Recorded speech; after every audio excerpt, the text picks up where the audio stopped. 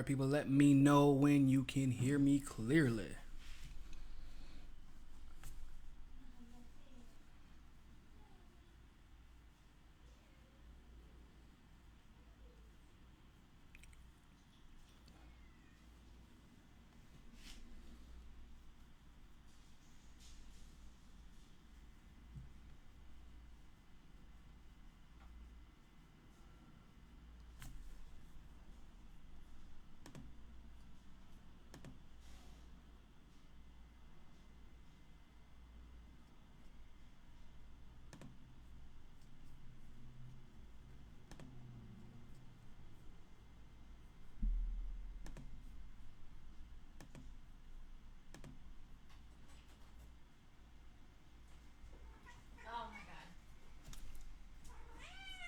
Baby girl, really?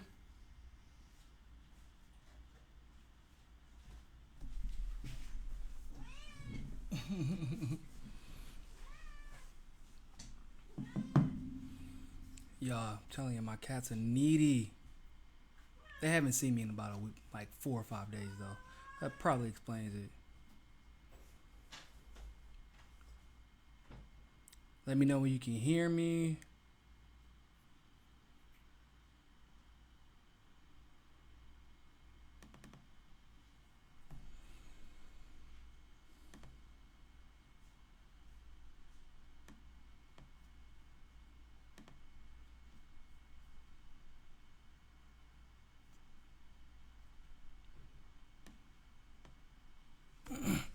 Wendy Melly, you said, is it you or just, or does the reparation discussion seem to become divisive among some folks?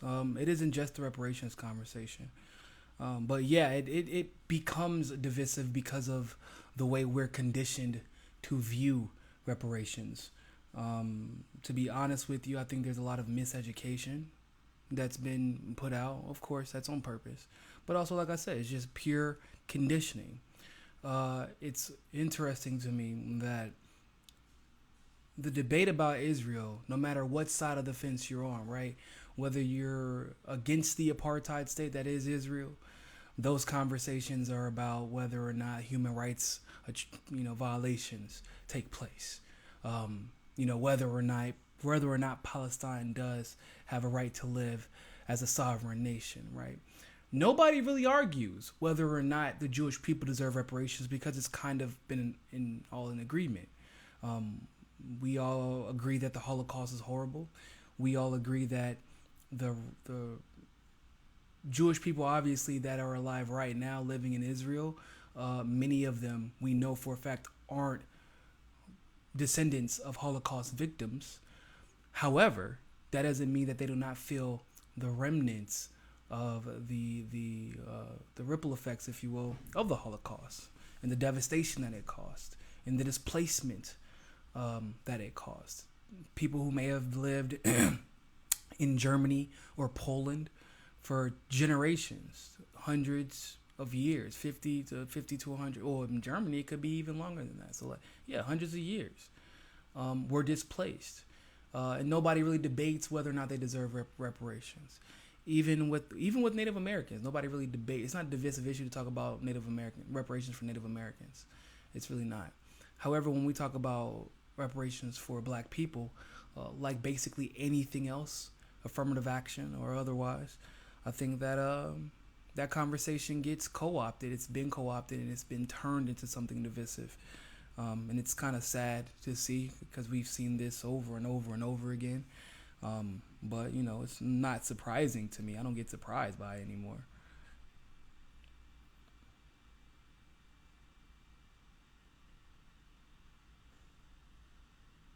I'll actually talk about reparations because the question gets asked on this show. So I'll definitely be discussing reparations. Um, and I'll talk about like one of the ways that I think it should be done. Of course, that's a conversation that needs to be discussed with some people who are kind of experts in policy. But I'll just talk about the way that I think it needs to be discussed.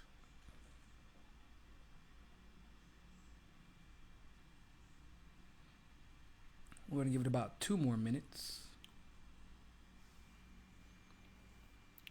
Who Burns? What's going on, man?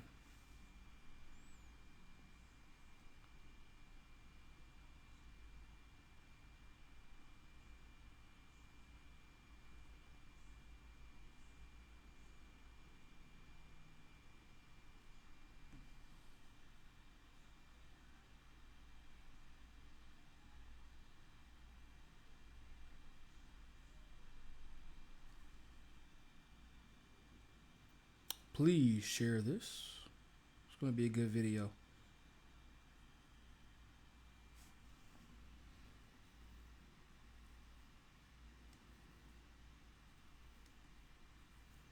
Your anger. I know what you're referring to, and I'm going to discuss both sides of that during this video as well. So, the anger, some of the anger being lobbed at Bernie over the reparations conversation is actually misguided. Some of it, because of what that anger is based in. So we're going to discuss that. Now, some of it is, is justified. Some of the frustration with Bernie regarding his reparations conversation is justified, and we'll talk about that as well.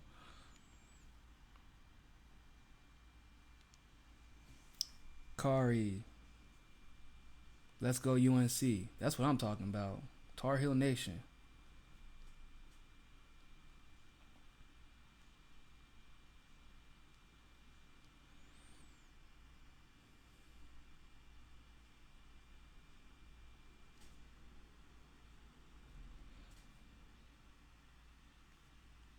All right, we're going to get started here in about 30 seconds.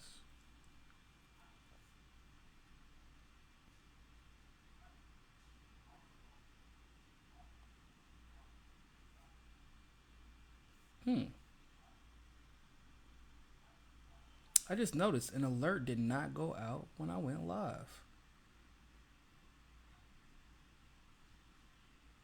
It's interesting.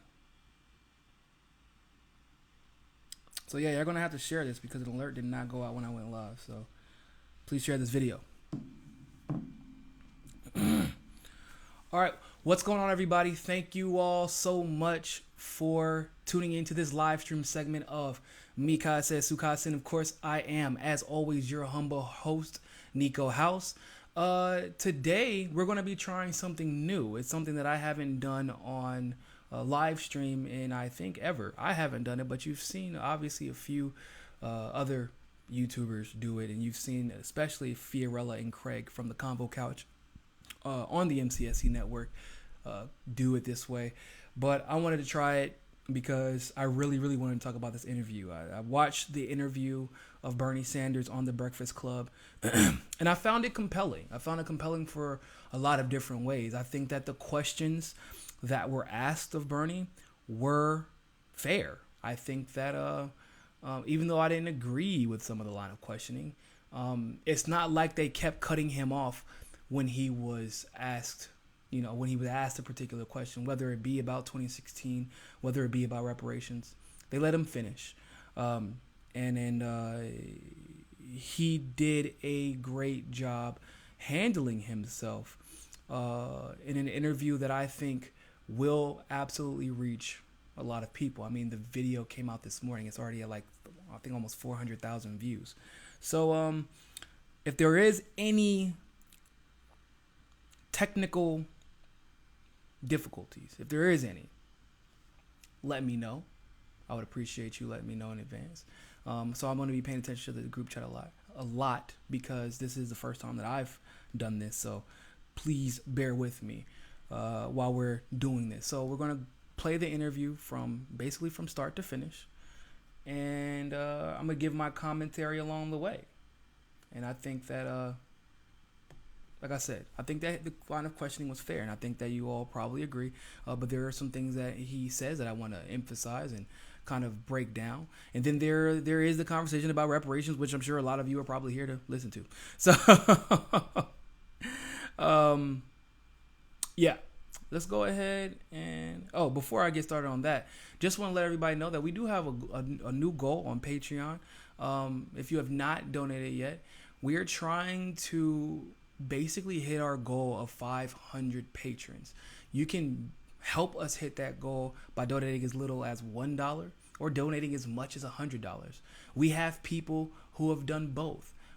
We have people who change their donations monthly, of course, which is fine as well. But what that does for us as a network is lets us know it helps us measure basically how much people care about the content that we're putting out and how people like the content that we're putting out.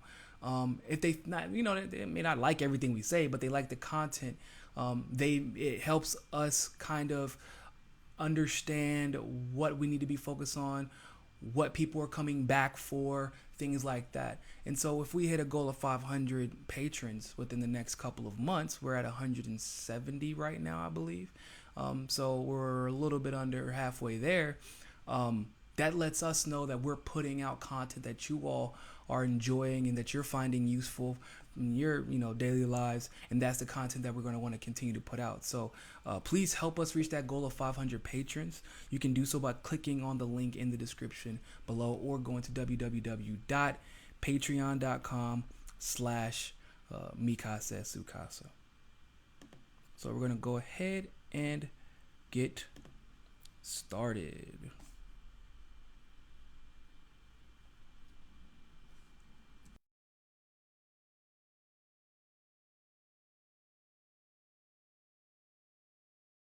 Senator Bernie Sanders. Good morning. Good morning. How are you, sir? I'm great. How you guys doing? It's not the first time Bernie's been on the Breakfast Club. First time he's been to the studio. That's right. Last time we were out in what, South Carolina? Columbia, South Carolina. We went to go see him with Killer Mike. I hosted a town hall for him back in 2016 in Harlem as well, and he called in. Thank you. Yep. Yeah. So Bernie, 44 out of 45 presidents in this country have been white men. Do you think we need another one? Well, I think you need this one. Look, we are living in an unprecedented time. We have the most dangerous president in the modern history of this country, somebody who is a pathological liar, a fraud, a racist, a sexist, a homophobe, A racist, xenophobe. a con man, a cheat. Now you're just getting warmed up here, man. Now, this is a bad news guy, and the most important thing that has got to happen is that this dangerous president is defeated. I'm going to do everything I can to defeat him. I look forward to winning the Democratic nomination, and if I don't, I will support anybody else who's out there to defeat him. But this guy cannot win another term. Why run again? Why run again? Well, I'll tell you why. Go ahead. I'll tell you why. We ran in 2016. As you guys know, we were here. And I'm proud of the campaign that we ran. If you think back, and I want you just to think back a few years ago, think about the issues that we ran on. We said that we cannot continue to have a minimum wage in this country of $7.25 an hour, starvation wage, that we're going to fight for a $15 an hour minimum wage. And you know what I was told back then 4 years ago? Think about it. What was I told? Yes, that was insane. It was insane. It was crazy. Can't happen. Well, since then, 5 states have already passed that.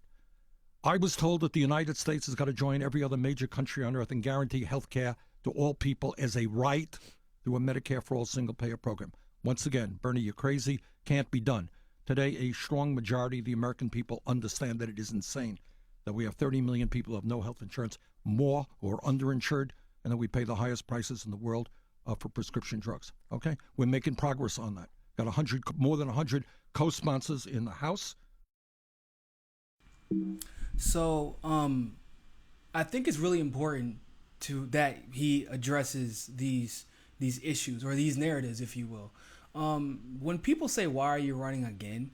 it really irritates me, because why else would he be running except for if he thought that his ideas were tenable and achievable, and in that his ideas and the things that he comes up with, or the ideas that he learns from others in his various experiences, were right for the American people. With that being said, why would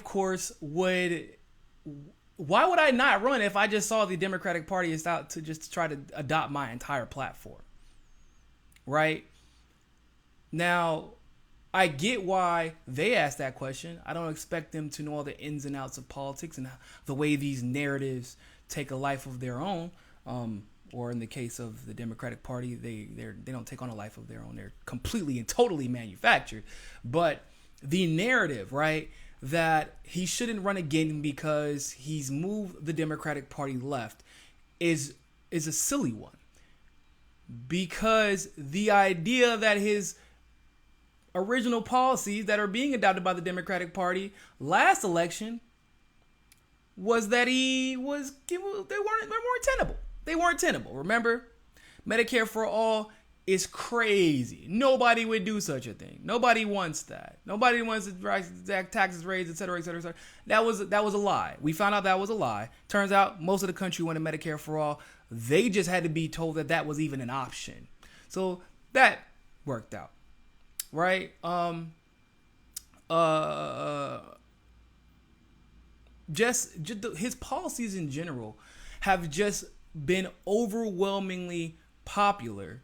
And as they're becoming overwhelmingly popular, to say, why would you run again is nonsensical because, well, if I recall, I don't remember that being a popular question when Hillary Clinton ran again.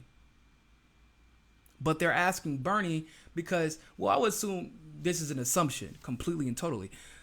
I would actually assume that the Breakfast Club is getting a lot of their questions from other interviews that they've seen or other questions being raised in the mainstream. I don't think it's malicious. I think it's a genuine question. I think it's a fair question. I just don't think that it's fair that Bernie is the only one who's asked this question when we know that Hillary was not really asked that.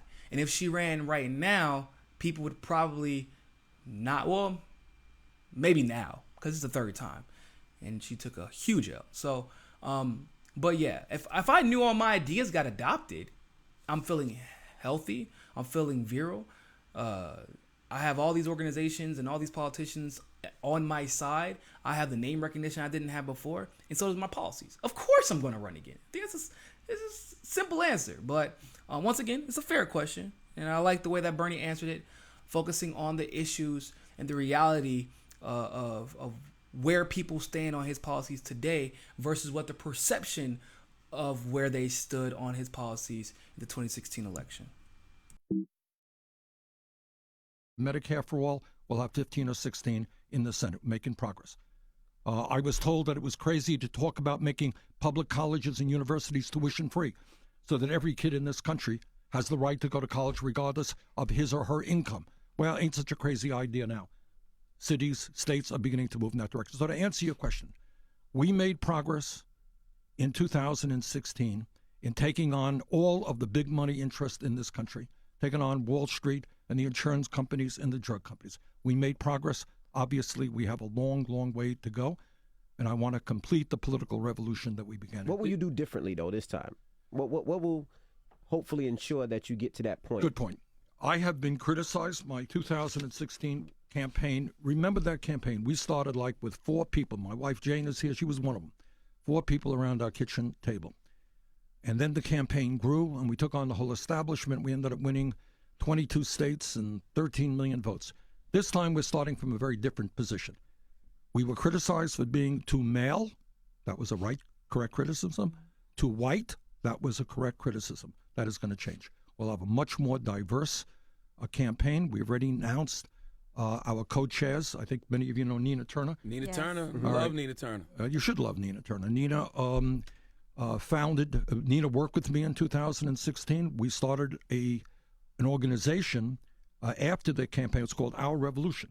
Mm-hmm. And the function of Our Revolution is to get people all over this country to stand up, to fight back, to run for office. Nina has, until just a few days ago, been the leader of Our Revolution. They have 600 chapters all over the country, all right? And they are getting young people to get involved in the political process. So, perfect answer. Now, I do want to give some clarification. He is correct that the initial part of his campaign and his closest inner circle was white, right? He is a senator, a lily white senator from Vermont. I don't know a lot of black people in Vermont, and the ones I do know are like Somali refugees. There's not a lot of us there. But I think there's this, and this is something I've discussed in the past, and I won't spend too much time on it. But basically, there's something to be said for the fact that Hillary Clinton had basically bought off the entire black, quote unquote, establishment long before Bernie Sanders had ever came into office. And if she hadn't bought them off yet, or won them over with favors and promises, the truth of the matter is there was nothing attractive in the beginning. Speaking as somebody who was a part of the Bernie campaign from the very beginning, as far as career advancement, as far as just being able to plain pay one's bills, there was nothing attractive about Bernie Sanders' campaign in the beginning, in the very, very beginning. In fact, being a black person supporting Bernie Sanders' campaign at the time was probably more of a detriment and a risk than it could have ever been as far as being attractive is concerned. Because it was just, you were told, we were all told, fall in line behind Hillary. This is our candidate, et cetera, et cetera, et cetera, et cetera, et cetera. And so Bernie didn't have any money to pay people to come to him. It wasn't like a lot of black people knew who he was in the beginning. Now, the caveat is, he did take measures to try and then influence diversity he had a black woman press secretary. Obviously, Nina Turner came out, Tulsi Gabbard came out, Killer Mike, et cetera, et cetera, et cetera. You could always do better, right? When it comes to reaching out to communities of color, especially black communities. But he did a good job for what he had at that time. Now, in the experience and the knowledge he had at that time and the assets available to him at that time, it's different now. And because it's different now, he has to take an improved and evolved approach. Now that I know what I need, I know who I have at my disposal, I know there are black people who support me, I have the money and the assets to recruit more people of color so that my campaign does not fail in that department. Now it's my job to make sure that comes into fruition. And he did that. Obviously with Nina Turner, he has other people coming on the campaign that I've been, that's been getting floated around, that are either black or a person of color. So, he's doing a decent job there. Can do better, but that's not a knock against him. That's something that can be achieved by basically any white candidate who exists outside of living the black experience, whether it be politically or otherwise, every day. Now, when he said it's different this time also, when they're talking about how he's going to win, that revolution aspect cannot be overemphasized.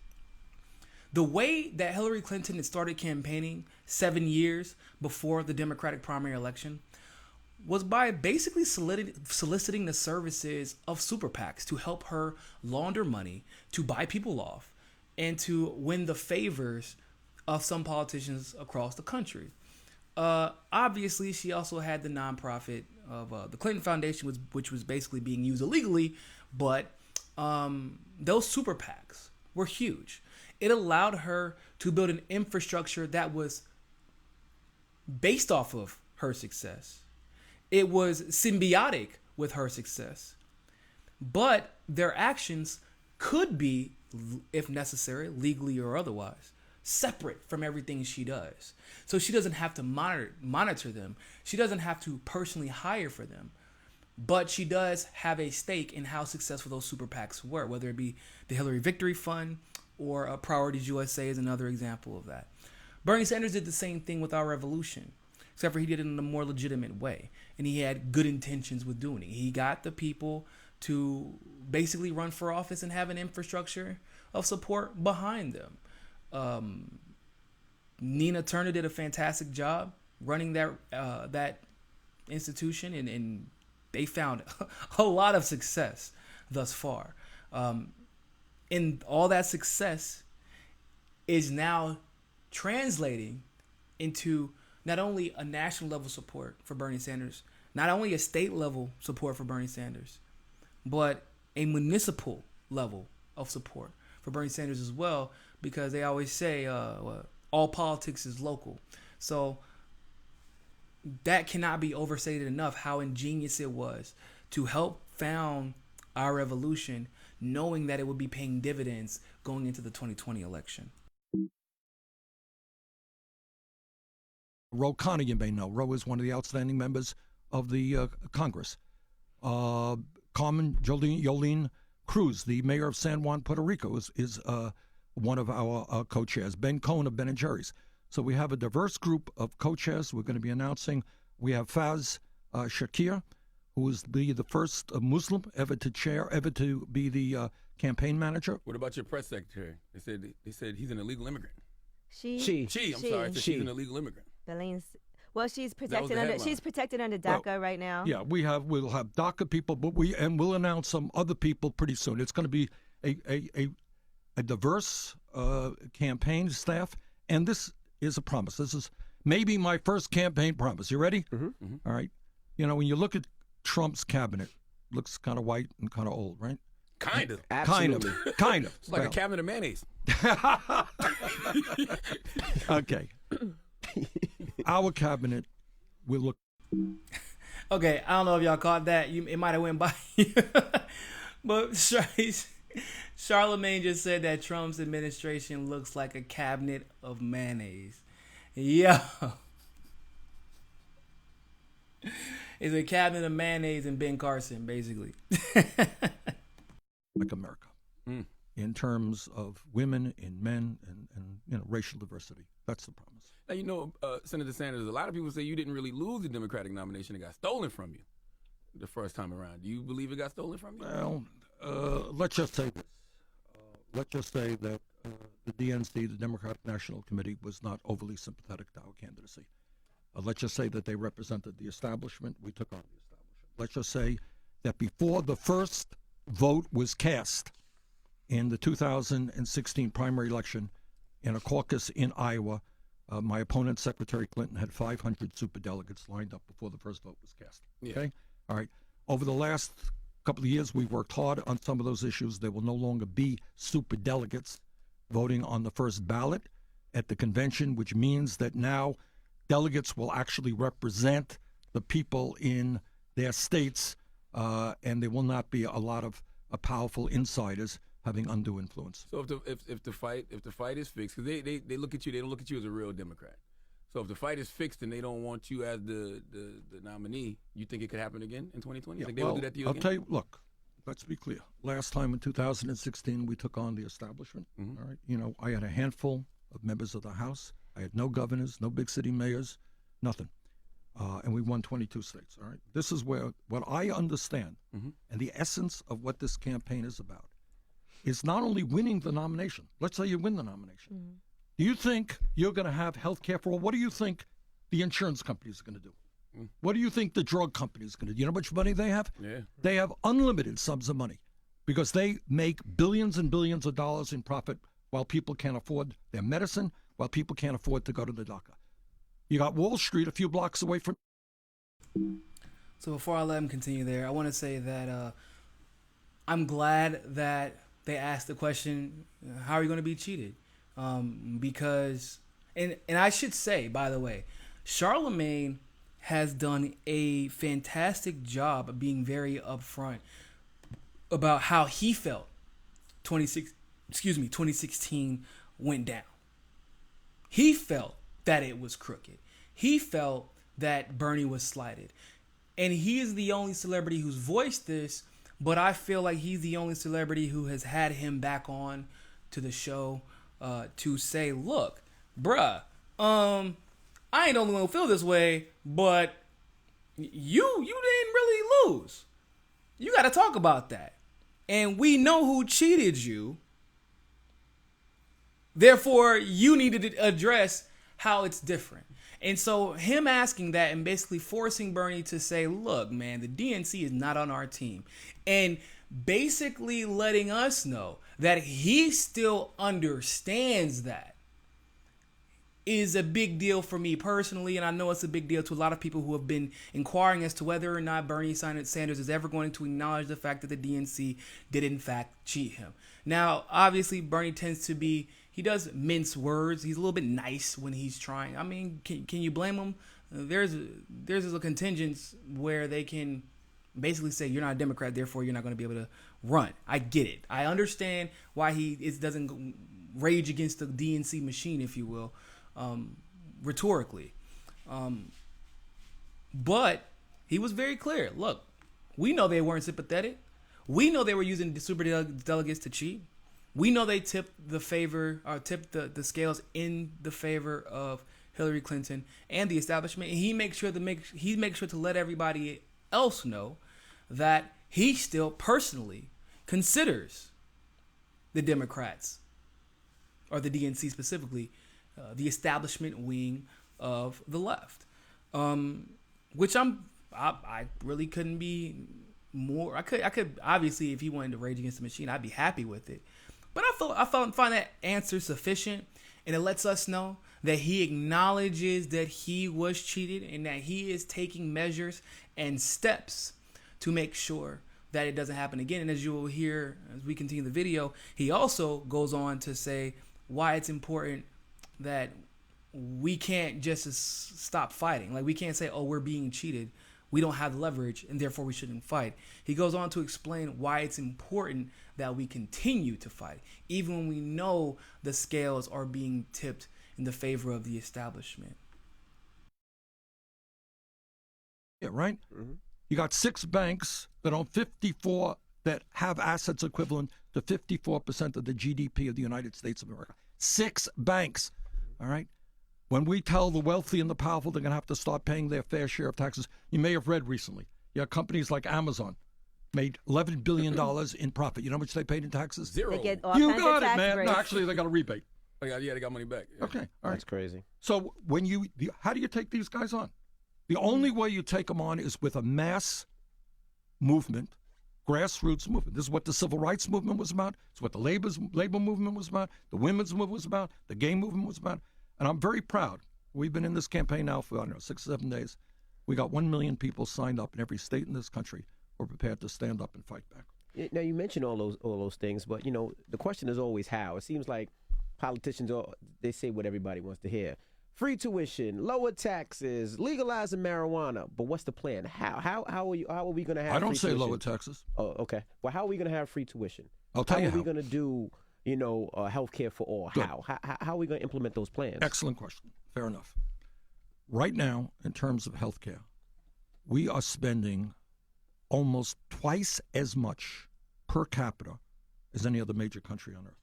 Now, when you come and you visit me in Burlington, Vermont, if you go 50 miles north of where I live, you're in Quebec, Canada, okay?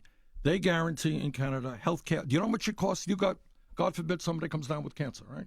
You go through all the surgery, all the chemotherapy. Do you know how much you pay in Canada for all of that? Free. Yeah, that's right. Well, it's not free.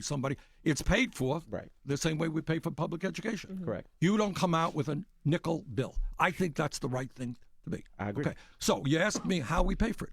Right now, we are paying twice as much per capita for health care as they do in Canada, because they don't have a system which enables the drug companies and the insurance companies to make huge profits. Their system is simpler. There is not all kinds of waste and bureaucracy. A lot of overcharging here. A lot of it. Huge amount. So to answer your question in terms of health care, we're already paying for it. We're paying twice as much as the Canadians. So I mean, is he wrong? I mean, if you're still in that camp of people that thinks Medicare for all isn't affordable, I don't know what to tell you. I mean, Bernie did a pretty good job outlining how that's not the case when they say how we're going to pay for it. And Bernie says quite simply, we're already paying for it. In fact, if we had Medicare for all, it would be cheaper. Right now, as Bernie said, we are paying double as a country what Canada is paying, and they have a universal health care system. Now, guess what? Canada started to have some problems.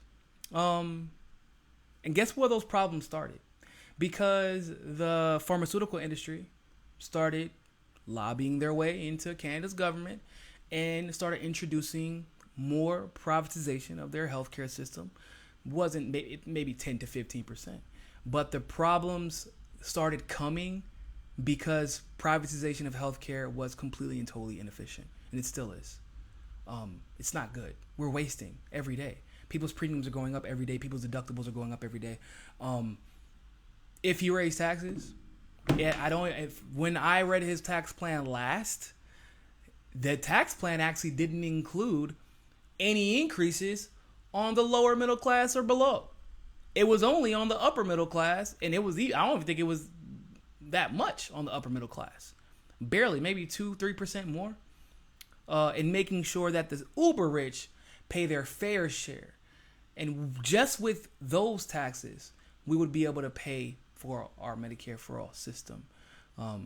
So, I mean, it's once again, fair question. How do you pay for it? And it's not like Bernie is saying some pie in the sky ideas that don't exist yet, right? What most of every modern Western industrialized nation does have Medicare for all or some sort of single payer health care where they do not have to pay for things like cancer treatment, things like vaccines and medication and things like that. And a lot of that has to do with the fact, or a lot of their success is why prescription drug companies can't actually bargain with them, because there's no profit to be made with those companies or those countries, because the government is negotiating. Right now, our government isn't really negotiating with the prescription drug companies. The lobbying groups, the insurance companies, and the prescription drug companies are working in cahoots with each other. They're all profiting off the increases because the prescription drug companies know for a fact that these insurance companies are going to pay out if someone is paying for insurance. So, did a fantastic job covering that and explaining exactly how that's going to get paid for. What the criticism of Bernie Sanders is, he's going to raise your taxes. Well, I may.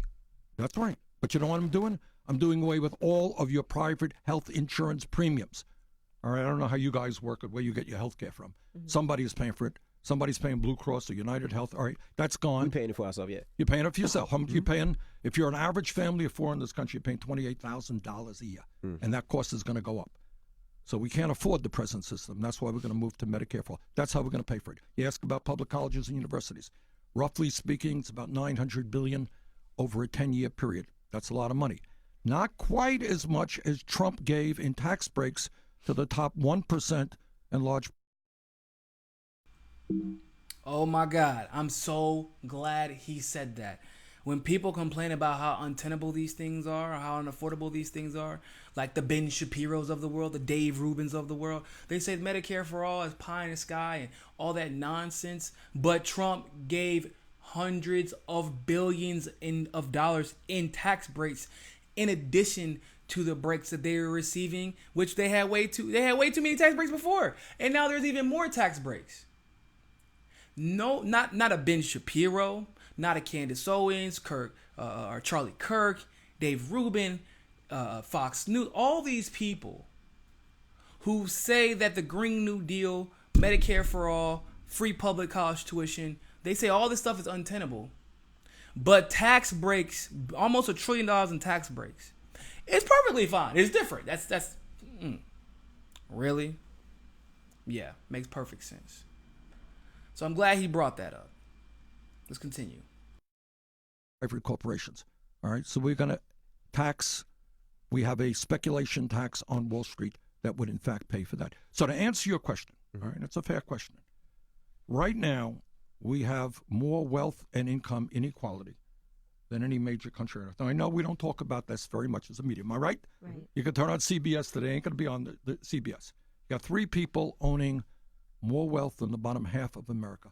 46% of all new income goes to the top 1%. Okay? That's the fact. So, yes, you guys said maybe about lower. I'm not going to promise I'm going to lower Wall Street's taxes. Quite the contrary. We are going to ask the billionaires and the wealthiest people in this country and the largest corporations to start paying their fair share of taxes. What about prison reform? Because we've seen the effects of mass incarceration and how that's affected us to this day and still continues to affect us. What do you think about prison reform, and what are we going to do about that? We're going to do a lot about that. Okay, give me a minute on this one, because this is a huge issue. Right now, we have to ask ourselves how it happens that as a nation, we have more people in jail than any other major country on earth. Got 2 million people in jail. We spend $80 billion a year locking up fellow Americans. All right. So for a start, first thing, And we are ready as a result of a lot of good work by Black Lives Matter, ACLU, and others. There are now prosecutors and district attorneys who are being elected to office who are saying, my job is not to put more people in jail, it's to reduce the prison population. All right? We're making some progress in that. Subtle shot at Kamala Harris. Just want to let everybody know that was a subtle shot at Kamala Harris. We have prosecutors who are getting elected often and saying, my job is to keep people out of jail, not put more people in there. You hit Kamala with a little jab right there. All right, let's continue.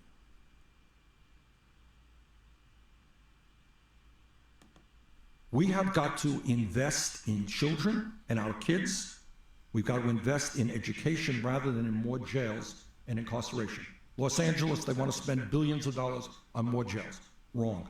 Let's make sure that our kids have jobs and education. Second of all, we have to end private prisons in America. People should not be making money by locking up fellow Americans. All right, so I wanted to bring this issue up because it's something that's really important to me. Criminal justice reform is something that we've been talking about in this country for actually not that long. The grassroots level, absolutely. There's been plenty of talk about it. However, I need to put my face on for this one. For this one, I need my face. At the grassroots level, it's been something we've discussed over and over and over again. However, and I mean this with every fiber of my being that I can the prison industrial complex was not a topic of discussion in the mainstream until Bernie Sanders brought it up and risked his Democratic primary run to do so. In the same way that he risked his primary run discussing Native Americans, in the same way he risked his primary run bringing up the fact that systemic racism is real. Now, not only did he bring up the prison industrial complex, remember the last Democrat we've had in office, Obama, didn't do anything about it. In fact, he probably worsened the prison industrial complex. But the one before that actually competed to figure out who could put more black people in jail. Now, this is significant because when Bernie Sanders discusses the prison industrial complex, he doesn't discuss it as this general, like, oh, a lot of people are affected by the prison industrial complex. Blah, blah, blah, blah. No, he makes it very clear. It is black people specifically who have been disproportionately punished by this corrupt justice system that we pretend has no racial implications.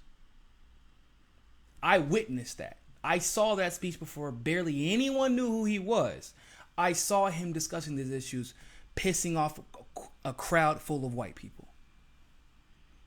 Now, as many issues as people may or may not have with him, that is something that I personally take issue with because I witnessed it. This conversation isn't had unless Bernie Sanders brought it up in the last election. Medicare for all. That conversation isn't being asked. That conversation isn't started, nor is it being asked to the degree that it has been as of late, unless Bernie Sanders started that conversation. When even talking about staying out of regime change wars or what he calls quagmires, that was a conversation that started with Bernie Sanders, but has been carried on in a more illustrious way with Tulsi Gabbard. But that conversation, he made it mainstream to speak up and say, look, I don't know about all this war stuff. You need to stop. Y'all tripping. It was him. You can say what you want to. Yes, activists help set the narrative. Activists are the reason that message is so palpable. Like the grassroots organizations who have carried on these messages and told the truth.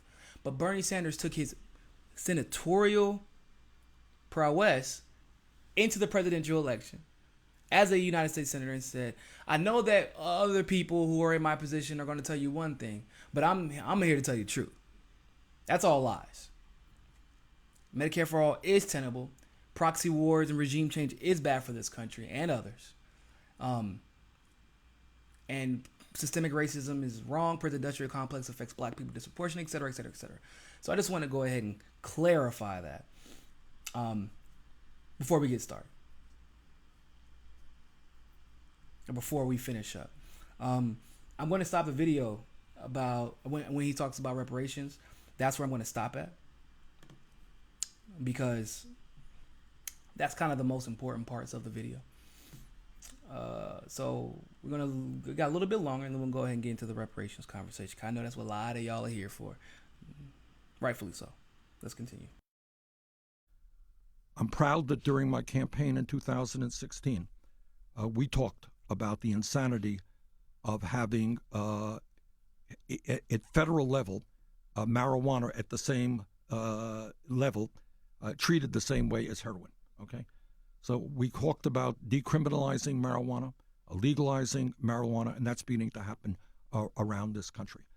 So the goal is to make sure that also when people leave jail, they have jobs, they have decent housing, so they don't come back to jail. But criminal justice reform is a huge issue for me. Do you feel like you would be righting a wrong because you did sign the 94 crime bill? I signed it. I voted for it. You voted for it? Yeah. We voted for the 94 crime bill, which started a lot of this mass incarceration. I voted for that because for a couple of reasons. I mean, one of the things, it's a fair question, but as you know, a lot of bills have a lot of stuff in it. And if I hadn't voted for that, you would be saying to me, how come you voted against the Violence Against Women Act? How come you voted against the effort to deal with some gun safety legislation, which was included in that? That was a ban, I recall, on banning assault weapons, something that I believed in. So it was, but if you also noticed, at exactly that period, I talked about the dangers of mass incarceration. So it was one of those, and it happens. It may happen tomorrow. You got a bill which has some bad stuff in it, has some good stuff. You make your choice. So that's a brilliant answer. On top of the fact that we know that Bernie has already personally apologized for the havoc that legislation ended up reaping. I don't think that anyone foresaw it becoming what it did. No, except for Bill Clinton. When that by the way, the results of it were exacerbated by Bill Clinton. With the corruption of the ATF, with the corruption of the DEA, Drug and Alcohol Enforcement Agency, and the corruption of the prison industrial complex already, because it was already bad. But then the Clintons became financially invested in the success of private prisons, and their people became financially invested in the success of private prisons. So it became just horrific. Bernie apologized for voting for that before, but I think his second point also rings true and should be observed, because that is exactly what they would say. If he voted against the crime bill, the narrative would have never been, you voted against the crime bill. It would, thank you for voting against the crime bill. Initially, and the narrative that he would personally have to overcome would be the narrative of, why did you vote for the Violence Against Women's Act? Why did you vote against stricter or more strict gun legislation and regulations? That's what the narrative would have become. And he's very much so correct about that. He voted to fund, quote unquote, part of Trump's wall the other day. Why? Not because he wanted to fund Trump's wall. Actually, it didn't say specifically for the wall. It said to strengthen DHS. That particular legislation did, which is why Trump is still fighting for his wall. But it got used as an attack point because they left out the part where that legislation made it so that workers were not furloughed and held up without pay again. And for Bernie, who champions the working class, he did not want them sitting out again, because I can tell you, confirm, friends who were in TSA, they did not get paid. Friends who worked as a GS for the Department of Defense, they did not get paid. They're still catching up on bills in some cases. In Bernie's mind, rightfully so, he probably believed that most Americans can't afford a $1,000 emergency. So I doubt that they can afford another 2 weeks to a month without getting paid, without it detrimentally affecting most Americans. So I see his point there. I do. I'm not unreasonable when it comes to things like that. I wish he didn't vote for it. But once again, it's very easy to confidently say that without knowing that, with the benefit of hindsight, right? We now know that Clinton was going to corrupt the DEA.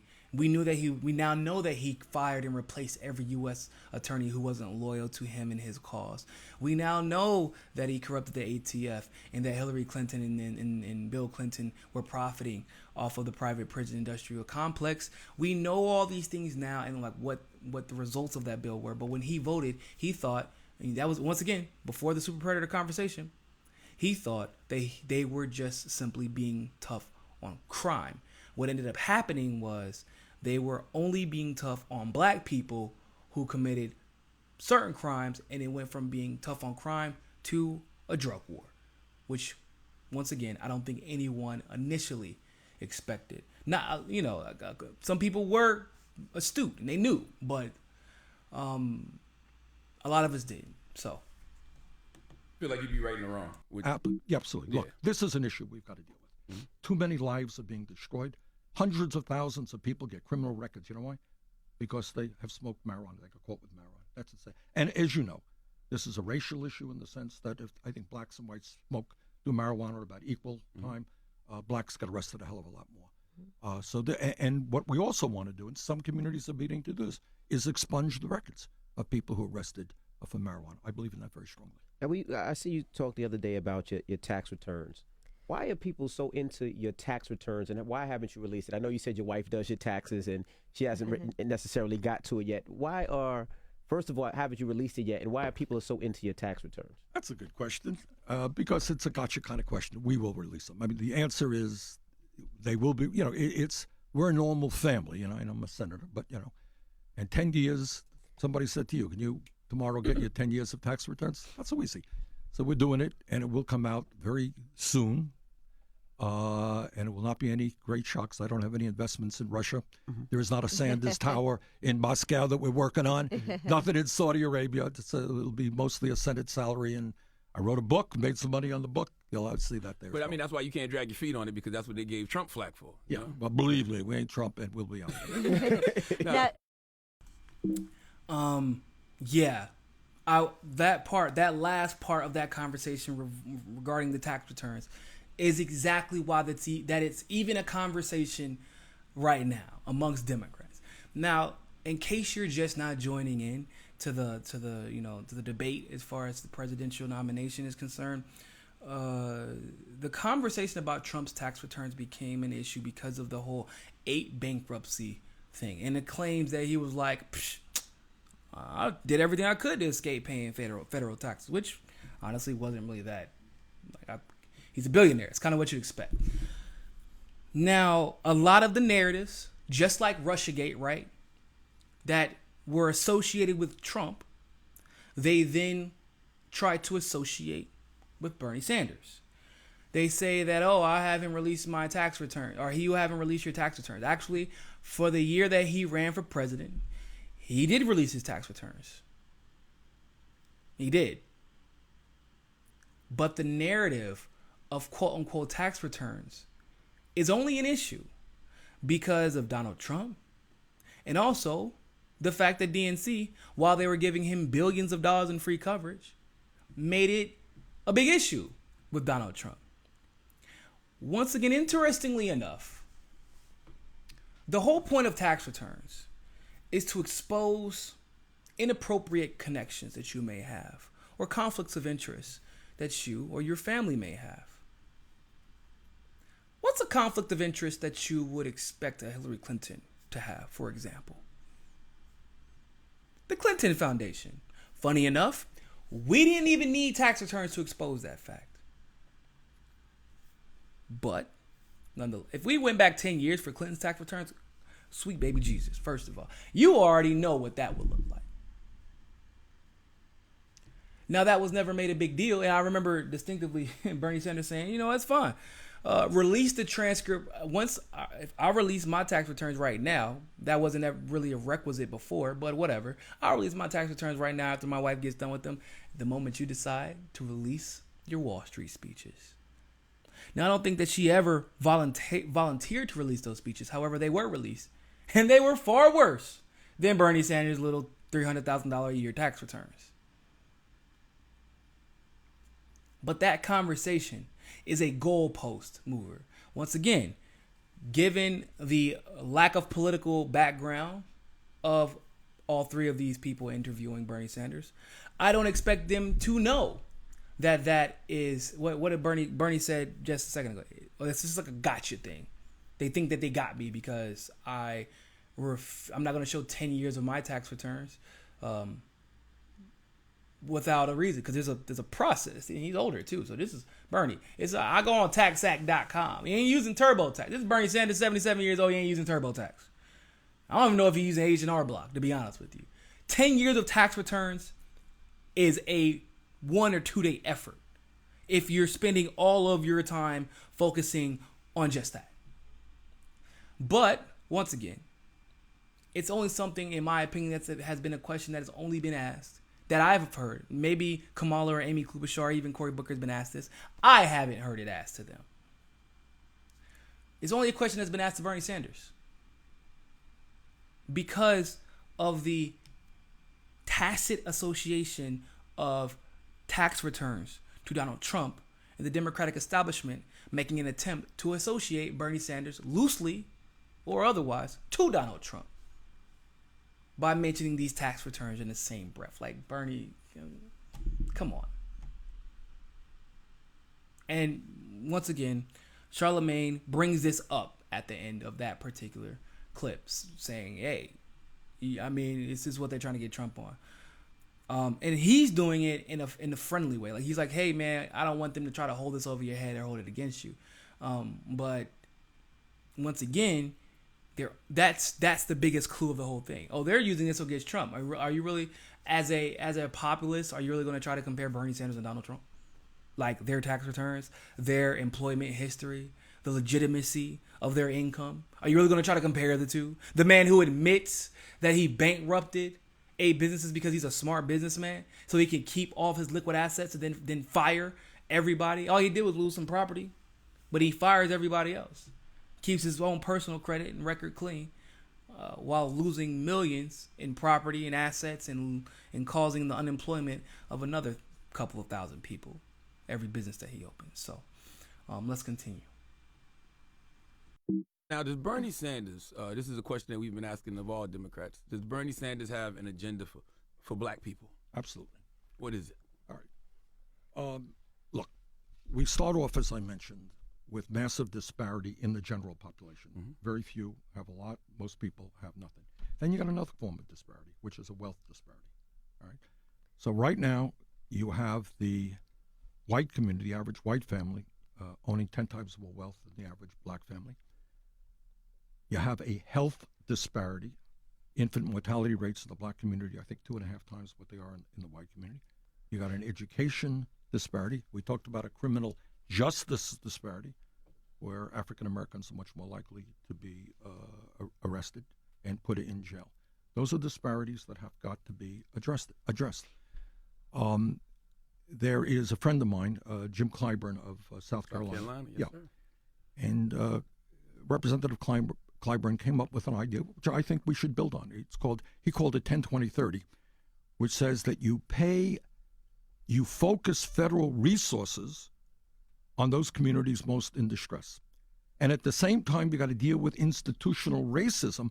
I remember redlining, for example. Mm-hmm. If you're a small business person, I talked to a guy in Milwaukee last year, and he had, it seems to be, a moderately successful business. I said, Bernie, black guy, I'm going to the banks. I can't get a loan.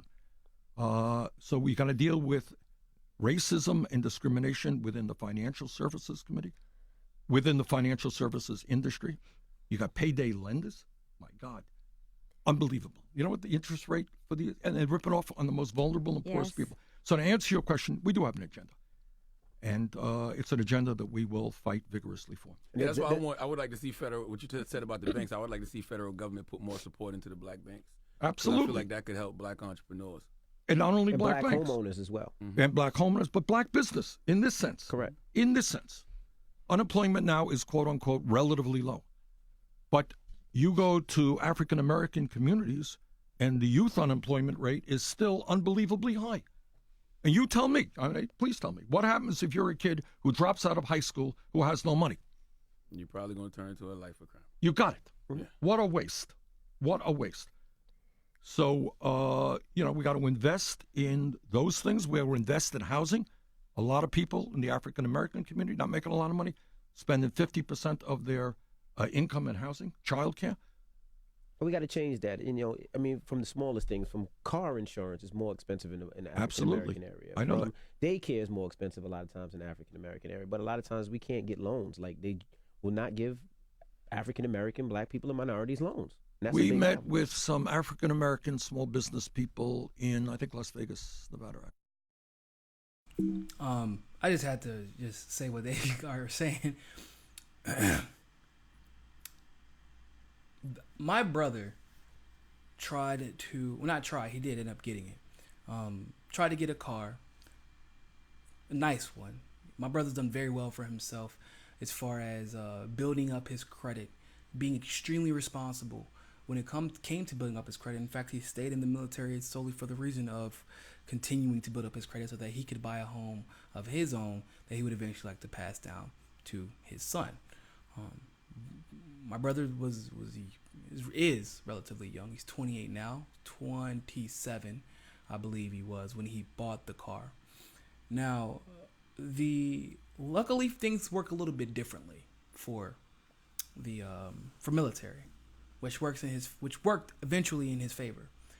However, when he initially went to buy the car with a credit score well over 700 and a down payment as well, that was, the dude had paid off the entirety of his loan, overpaying it, and finished it about 3.5 to 4 years, 3.5 years early. He had a check in his pocket. They didn't know about the check. The car company said, let's run your credit and see what we can find for you. He just wanted to see what they were going to say. One loan came back 3-4% higher. Another one 4-5% higher. Another one 3-4% higher. Not even giving him as much as he was supposed to, saying, well, if you put a little bit more of a down payment here, put a little bit more of a down payment here. Now, this wasn't the first time this happened. It happened a couple of times that day, if I recall.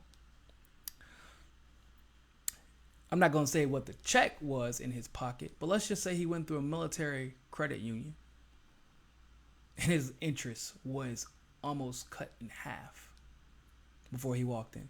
Now, upon doing more research, because my brother was kind of confused by this, I was a little bit confused by this too. I was like, that doesn't make any sense.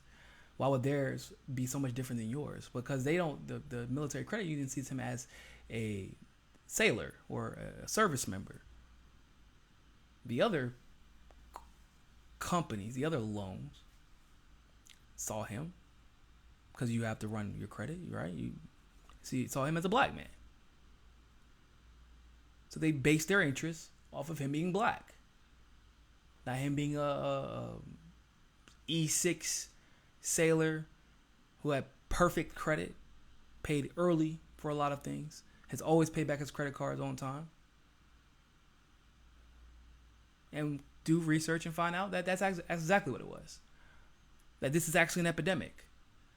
That credit scores for black people with the same amount of income and and who have been as responsible with their credit and debt, they have worse credit.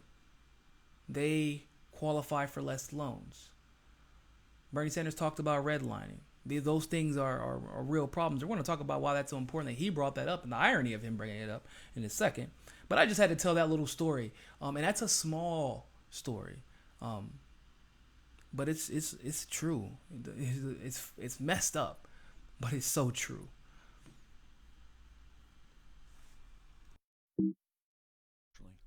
And that's exactly what they were saying. And what about HBCUs? Absolutely. Very big for our community. It is and very support big. is very big. It is very big. They, I don't know the numbers, but as you know, a significant number of African-American teachers, academics, professionals come out of the HBCU system, and they do a great job, and they're underfunded. So when I talk about making as I recall, most of the HBCUs are public institutions. Some are not.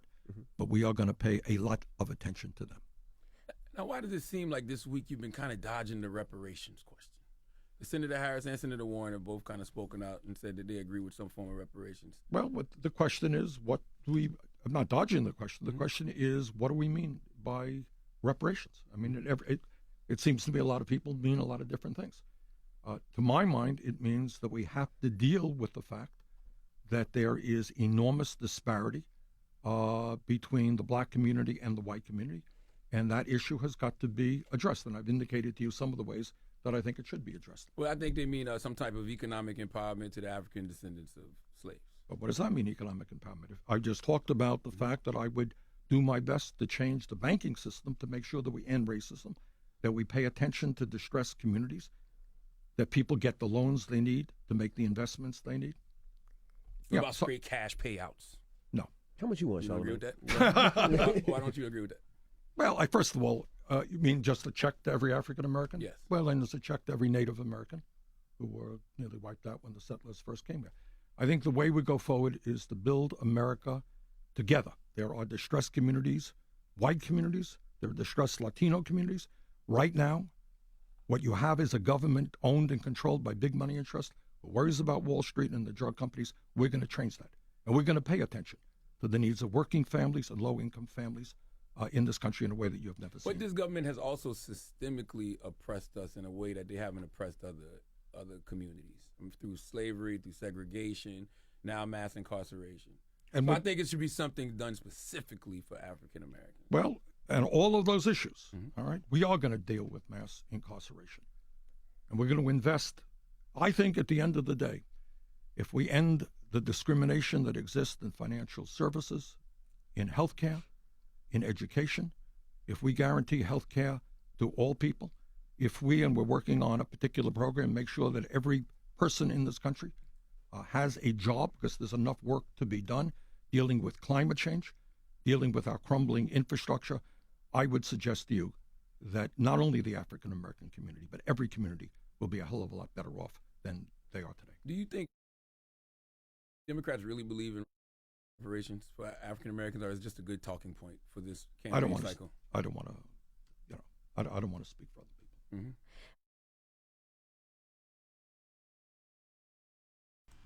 Okay, so there's a lot to unpack there.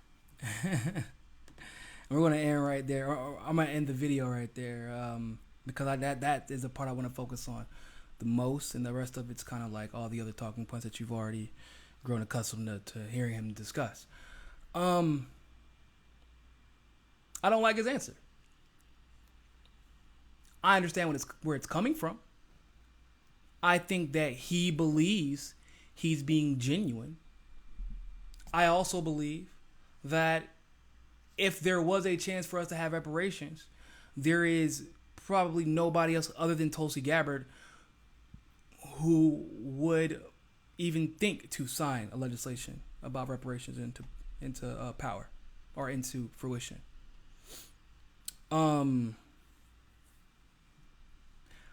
With that being said,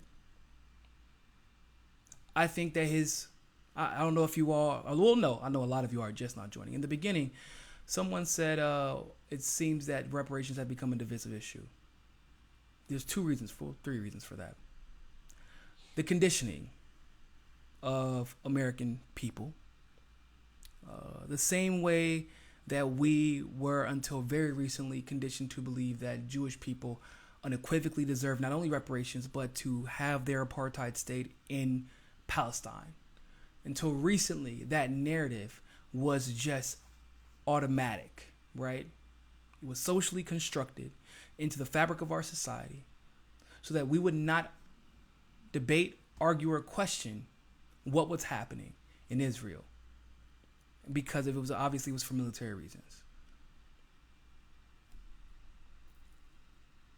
The narrative about Israel, if we do debate Israel, we don't debate whether or not they deserve reparations. Have you ever noticed that? That's why I'm always curious as to why people say reparations is divisive. We don't debate whether Jewish people deserve reparations because we've accepted the realities of the Holocaust. We don't debate even, well, how do we know that every Jewish person who goes to Israel is a descendant of a Holocaust victim? We don't ever ask that question. Because the truth of the matter is, there are a lot of people who actually benefit from the reparations of Israel because they have dual citizenship in some way, form, or fashion there. Or full citizenship in some cases. They've literally have no connection to the Jewish community or the Holocaust, outside of just merely claiming that they're Jewish. But they still get the reparations. But nobody debates, once again, whether or not Jewish people deserve reparations.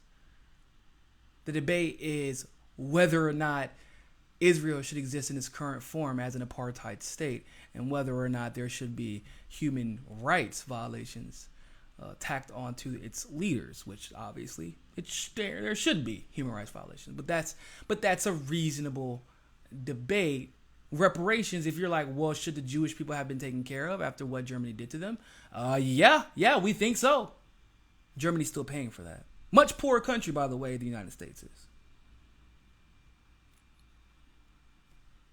But for some reason, as with literally everything else involving black people in this country specifically, it's always viewed as a divisive issue because of the, quite honestly and quite frankly, the racist conditioning that even black people have been taught to believe. We've even been convinced to a certain degree. Now it is not as successful, but back in the day, we don't need reparations. Why do we? And I may personally not need reparations. Me personally, because of my particular situation. But that doesn't mean that I don't feel the reverberating effects of what slavery caused in the United States of America.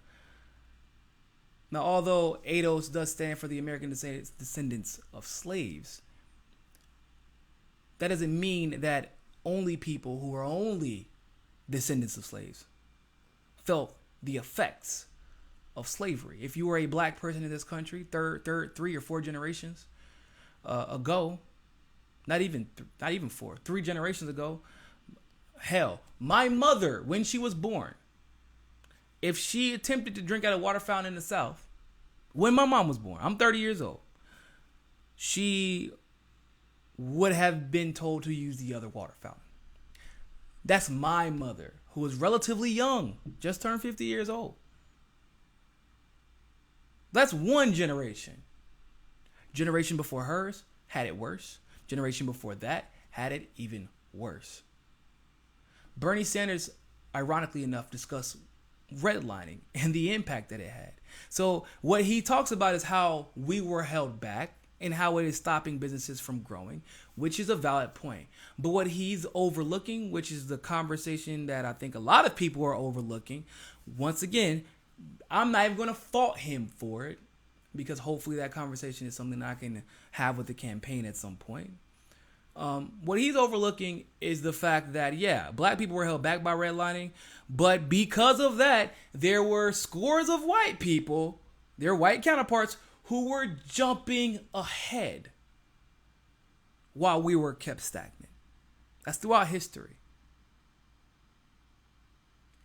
That's so whenever you can qualify for a mortgage, and I can't, you now have ownership of property that you can do with what you please. Like, whereas there are certain communities, especially in minority communities, where we don't own a damn thing. See, there's this idea. Once again, this is miseducation and conditioning on Bernie's part. That's why I don't like the answer. I think it's a dodge. I think that it is a divisive issue, but it's only because we've been just this. So in the same way that we've been conditioned to consider Medicare for all divisive issue until the last couple of years, is the exact same way that reparations are considered a divisive issue. And it's being even weaponized as a divisive issue by Democrats, which lets you know that they're not on our side. The establishment Democrats. But I want to say this before I talk about how the Democrats have been weaponizing reparations. And some people have been commenting on this. No offense, white people who are doing the YouTube journalism thing. You know, I like y'all, a lot of you. I like a lot of you. Leave the conversation about reparations alone. because a lot of you just simply don't. And it's not your fault. You're just discussing the conversation about reparations right now. A lot of us have been discussing this within our own communities, in our own circles, for decades, because this is just conversation. It's casual conversation. The main fallacy that I pinpoint personally when it comes to the Bernie Sanders of the world and other people who are like, well, Bernie said, or such and such said, they're going to invest in the black community. That's reparations, right? Nah, it doesn't. That's not reparations. Because how are you going to invest in the black community? What are you going to invest in the projects in the Bronx? Because we don't own that, remember? We got forced into those communities. Those are the projects. Those are federally owned buildings. So our state-owned buildings. Are you going to invest in Southside LA, where most of those houses are rented, like the Compton area and things like that, and the ones that are bought? We've seen what it looks like when the few communities where we actually have some ownership, like at least in the homes, we've seen what it looks like when the federal government invests in our communities, and we would rather just have our own money and invest in it ourselves. We've proven that we do a damn good job when we're left the hell alone. Look at Black Wall Street. Look at Wilmington, North Carolina, and the Wilmington Massacre. Look at Rosewood, Florida. Look at Chicago before the riots in 1960. Look at Berkeley, California. Look at what the Black Panthers were able to do, building its own. I mean, they built a community within themselves. So when they say we can invest in the black community, what you have to understand is, yeah, there's a black community as far as our network is concerned, but even that has been fractured to a large degree. But as far as ownership of a community, Arabs, Desi, and not East Asians, Asian Americans from because obviously Desi and Arabs are Asian as well, but like Asians from Korea, China, et cetera, et cetera, et cetera, they were able to own businesses and stores in our neighborhoods that we were never allowed to own. Well before we could ever even think to have ownership. One thing that doesn't get discussed in the reparations discussion is gentrification, and how if we had had equal treatment from the moment, even if we had equal treatment from the moment slavery was ended, even if it started then, no Jim Crow, no racist credit practices, no racist business loan practices, none of that stuff. Even if it was, gentrification wouldn't be taking place if we were treated evenly just from the point of the ending of slavery. But now gentrification is taking place. Why? Because redlining and all that other stuff that we talked about, but specifically redlining. Why is that? Well, because every time we've built up communities where we have some ownership as far as the businesses are concerned, and even some ownership as far as the housing market is concerned. Some. Not that much, we were being held back for a long time. When we finally start to kind of catch up, just a little bit, these rich billionaire companies who helped to contribute to some of the racist policies that the government leveraged against black people, they see the improvement. They realize, okay, this area was only is convenient because and cheap because of the narrative that has been associated and the people that have been associated with this particular community. But if I buy the community, now it's convenient and expensive, and I know that these people in particular will not be able to afford to stay there, which will change the narrative, quote unquote, which will change how that community is perceived. Now, if black people had the money, those communities would be filled with other affluent black people. Their neighborhoods would already be built upon. And there are other businesses that could come in that may not be black owned, but it wouldn't matter because I already do well enough in my community. I already own businesses in my community. I'm already very well paid in my community. So you bring in another well paying or high class establishment, is it going to raise my property taxes? Because we're doing pretty well. That our property taxes are already pretty high. I'm not going to lie to you. Those are conversations. Those are conversations that don't get discussed. It's not Bernie Sanders is saying, okay, we start now. He's wrong. I'm not, like I said, it's miseducation and racist conditioning that he's been exposed to for his entire life.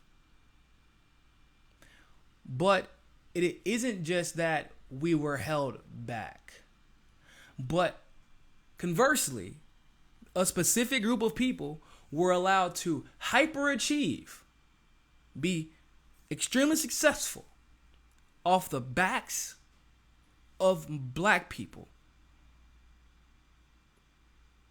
And now we're even seeing our communities like in the Bronx, like in Brooklyn. Even Detroit's becoming gentrified. San Francisco got super gentrified. Oakland is becoming gentrified. Compton is becoming gentrified. Now we're seeing our communities, the little bit of ownership that we had is being taken away from us with the very same tax breaks and credits from that very same federal government that you are now saying is going to be used to invest in our community. But we don't even have ownership of most of the communities that we live in. We're living there by necessity. It's not the same thing. So, Greg, the tech guy, we need to write Nina. I hate Bernie's answers. I know. I'm already on that. I'm on that. I've already discussed it. And like I said, hopefully we'll see some improvements there. I've made it clear. I've voiced my opinion on it. And I think that Bernie is going to grow and learn on this like he grew on Venezuela. Saying that, the other day he refused to say that Maduro is a dictator. That's the first time he said that. He's been coaxed into saying that he's a dictator for quite some time. So hopefully he'll grow. Hopefully as this conversation evolves, we'll see improvement there. Now I do want to say this. Kamala and Elizabeth Warren and Cory Booker were not talking about reparations. The reason that Bernie Sanders didn't want to say at the end of that conversation is the Democratic Party just using this as a talking point. Are they serious? And he didn't want to answer that question. The reason why is because he knows Kamala Harris and Elizabeth Warren are collectively full of shit. They are. I don't know what else to tell you. They are both full of shit. They were like, yeah, we believe in reparations. And if you read deeper into those articles, they say things like, we want to invest in the black community and end systemic racism. Yeah, reparations. But what they did allowed this narrative to persist that, because they used the buzzword reparations without actually discussing what we mean by reparations. They use the buzzword of reparations because they know it's divisive. They know that they can use that to turn black supporters off of Bernie Sanders. But then they also know that once they get in the general election, they have no intentions of bringing up reparations, substantively anyway. They know that. They don't even bring up the word reparations. Why would they? They wouldn't need to. They don't have a conscience. They know Bernie Sanders does have a conscience. And even though his answers may be misguided, may be wrong, but they know he's going to answer based off his conscience and that the internet is going to react without understanding where he's coming from, without understanding what their frustrations may be based off of, and not understanding the narrative that the DNC is trying to push onto him, which is why you're even seeing this conversation about reparations asked. The conversation about reparations is being asked so persistently because they aren't going to allow it to happen.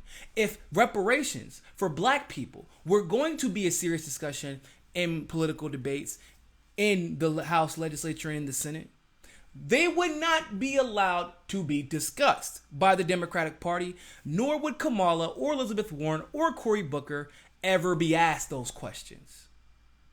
But they were asked those questions first.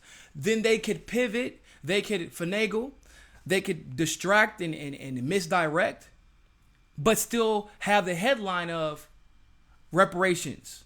They believe in reparations.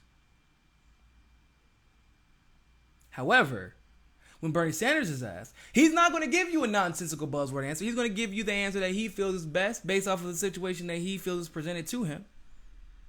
And although that may not be wrong, I know he's speaking from a genuine place, and therefore I know he can be moved as I've seen him moved in the past. However, Kamala Harris and the rest are not going to move. They have no intention on doing so. And that's why they can so confidently speak on reparations as if they were going to do so, because they know, just like Hillary Clinton, the moment they get across that primary threshold into the general election, they will never bring it up again. So that's the last thing I'm going to say about those people on the left, on that left anyway. It's a divisive issue only because we've been conditioned to believe so. If people spent as much time and gave as much effort trying to figure out how reparations work, with the understanding that of course we should have reparations, it shouldn't even be a debate. They put that much effort if they put effort into trying to figure out how to make them work, as much as the effort that they put in trying to tell the world why they won't work, or trying to poke holes in the reparations argument, then reparations would have already been passed. We've been good. Like I said, I'm not speaking for me personally. I'll probably be all right without reparations. But as someone who is from the hood, as someone who has seen the real effects of racism within our financial institutions, within our government, within our history of legislative and tacit practices of racism, I don't even see how reparations are debate, because I don't debate whether or not Native Americans deserve reparations. They absolutely deserve reparations. Some of them, depending on the state, give reparations annually or monthly. Some tribes were awarded casinos, things like that. That's a whole different conversation I want to get into. But my point is, you'll never find me debating whether or not Jewish people deserve reparations. I don't think that they should have been able to just basically displace Palestinians at the behest of the Western military-industrial complex. That's my debate. I don't debate whether or not Jewish people deserve reparations after the Holocaust, and after we actively contributed to the Holocaust. America did, by allowing American corporations to basically become Nazi subsidies that ultimately built the weapons and the instruments that ended up causing so much turmoil for the Jewish community. You never hear that debate out of me, because it's not a debate to have. But somehow, because of the miseducation purposely done in this country,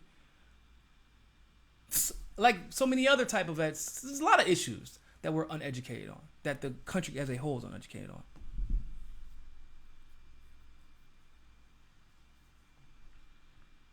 But because of that miseducation, people believe that reparations is somehow divisive.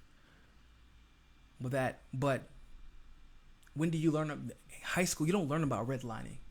In high school, you don't learn about what happened in Wilmington, North Carolina, or what happened in Chicago, or what's happening today with credit scores. You don't know about the Metro credit score. You don't know about that. You don't know about what happened in Rosewood, Florida, or what happened in Tulsa, Oklahoma, or Berkeley, California. You don't know about these things. You don't know about the reverberating effects of the mindset that had to be induced into the society in order for slavery to ever have been accepted to begin with. Because that's really what it's about. And so because people don't know, we're not taught the same way that Germans are taught. This is what we were responsible for. And the sins of a father make our lives 10 times harder. It's not about what's fair, what's unfair, but it's about reality. These people were disproportionately affected. Your father may have been a Nazi, but it doesn't matter who was a Nazi. Our country as a whole is responsible for this. Because our country, those who were not Jewish, tacitly or directly benefited or was not harmed during the Holocaust and after, shortly after. And therefore, we have a debt to pay for those who were harmed or descendants of those who were harmed. Burn, before we go, I'll go ahead and read the super chat. Thank you very much. He says, in my honest opinion, Bernie believes that this is divisive because of all the BS the elites play, pitting us against each other over where's mine. He needs to back HR 40. Yeah, I mean, I agree. I think that he has a sour taste in his mouth because of that. I agree 100%. Once again, but I do think there's a level of miseducation in preconditioning. I would say it would be naive to think that there is no preconditioning based off of the social constructs that we think within as an American people. As the CIA work hard to make sure those constructs are in place. But once again, I just believe that you have to talk about the conditioning, because I know that we've all been conditioned. And so to pretend that Bernie is not subject to said conditioning, I think is just naive. But once again, because he's been conditioned into this thought process, we know he can be moved. He's not doing this for some cheap votes of a particular community. He's giving his honest answer and doing what he thinks is best. And so because of that, I think that he is movable in that regard. With that being said, people, I've talked your ear off long enough. Thank you all so much for tuning in. Appreciate it. We had about 400 people watching all at once tonight. Fantastic on the live stream. Thanks for the super chats. Like I said, we have a goal of 500 patrons. Go to our Patreon link. You can donate as little as $1, as much as $100. We've had people donate both. That's perfectly fine. But any dollar amount counts, and you help the network continue to grow and evolve. And all the way that some of you have seen us grow and evolve from the moment we had 1,000 subscribers all the way up to the point where now where we have 25,000. We have a goal of 30,000 subscribers by the end of this week. I'm sure that a lot of you will help us reach that. So make sure you subscribe right now. Click that subscription button. And more than anything else, always remember, find your balance. Peace.